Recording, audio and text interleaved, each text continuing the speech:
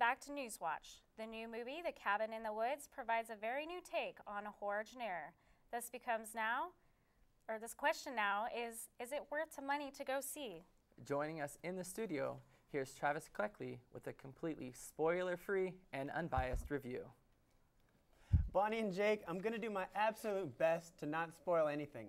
On the surface, it looks very cliche. You start with the traditional 5-man band. You've got the hero, the sidekick, the big guy, the smart guy, and the girl.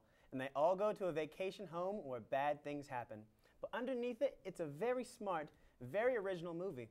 It's filled with deep, clever metaphors, and not only is it suspenseful and scary, but it's funny. If you didn't think it was possible to laugh and then immediately be terrified, then you'd be mistaken, because this movie succeeds in doing both. The only real downside is that it was not really entertaining, which is the absolute most important thing. It was hard to care about the characters, and the story doesn't exactly suck you in. With that being said, I give The Cabin in the Woods a solid 7.5 out of 10. It's currently in theaters everywhere, including our own Grand Meridian, and the video today was courtesy of YouTube. Thanks, Travis. Sounds like a horrific movie to me. I love horror films. Love horror films too. Me What's too. your favorite? Do you like being scared? Actually, when I was little, in 3rd grade, I used to tell my friends I wanted to be in a horror film just to see me die. So I've always been a huge fan. Wow, that'd be Yeah. pretty cool. I want to die in a horror film too. Yeah. Let's head over to Justin Rydens in the Weather Center to see what we'll be waking up to tomorrow morning. I heard that we're supposed to have a beautiful weekend. Hopefully, Justin will confirm that for us. Over to you in the Weather Center. Thanks, Bonnie. I like horror films too, not gonna lie. Well, tomorrow morning as the sun rises around 6:04 a.m., you may find that it's going to be shrouded in a sea of clouds. Between then and noon, the sky will be mostly cloudy, but temperatures will be around 48 degrees with winds blowing in the west, at about 9 miles per hour. Let's hope the sun comes out sooner than later. Bonnie and Jake, back to you at the desk. Thank you, Justin. And now it's time for our Kid Pick of the Week. This week's Kid Pick comes from 5-year-old Reese Jensen. It's a picture of a beautiful rainbow on a spring day. I love rainbows, but hopefully the rain will stay away and that we'll see all blue skies. Great job, Reese. I hope Reese found some, little Lucky Charm kind of gold at the bottom of that rainbow. That would be a good thing indeed. Starting May 1st, it's Motorcycle Safety Awareness Month, a national initiative aimed at getting motorists and motorcyclists to share the road with each other. As the weather improves, more motorcyclists are hitting the roads. Washington State Patrol Lieutenant Candy Patrick. With that in mind, pedestrians, bicyclists, and drivers of all vehicles need to be extra attentive and make sure they share the road.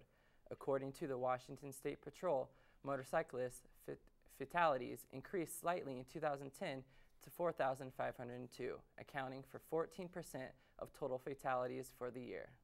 Helpful tips for drivers to keep motorcyclists safe on our roadways are always to allow a motorcyclist the full lane with and perform a visual check in the mirror and blind spots before entering or exiting lane in traffic. Now for our odd stories of the week. In Bay City, Michigan, 4 elementary school teachers dined on insects in front of their bug-eyed first graders. According to the Associated Press, the teachers at Kolb Elementary promised to eat worms and crickets if their student raised more than $500 during the reading drive in March. At a big table in front of their first grade classes, the 4 gobbled up to the creepy crawlies with just a bottle of water on the side to wash it down.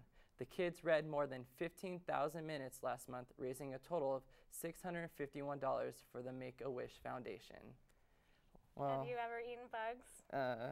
Absolutely not. I tried a chocolate-covered grasshopper once. How was that? It was disgusting. That's disgusting, yeah. Absolutely. It's for a good cause, though. Yeah, well, that's all that matters, I guess. Recently, a man took his girlfriend on a series of dates over the course of 12 hours leading up to a planned proposal. As he expected, she would say yes. But why is this odd news? Because he live tweeted the entire proposal day via the social media site Twitter. Mike Dirksen began last Friday by explaining his plan through a series of tweets. At one point, his now fiancée, who is not a Twitter user, insisted that Dirksen get off his phone so that they could focus on their time together. Somehow he managed to keep live tweeting anyway for 12 hours straight. Well, that's it for this week's edition of Newswatch. You can catch us weekly on channels 2 and 14 at 4 and 7 and 11 p.m. If you're watching us on Channel 14, it's now produced and ran fully by students of Central Washington University. If you have any news tips or story ideas, email them to newswatch@cwu.edu. You can also follow us on Twitter and Facebook by searching CWU Newswatch. Thanks for joining us, and tune in next week, Kittitas County.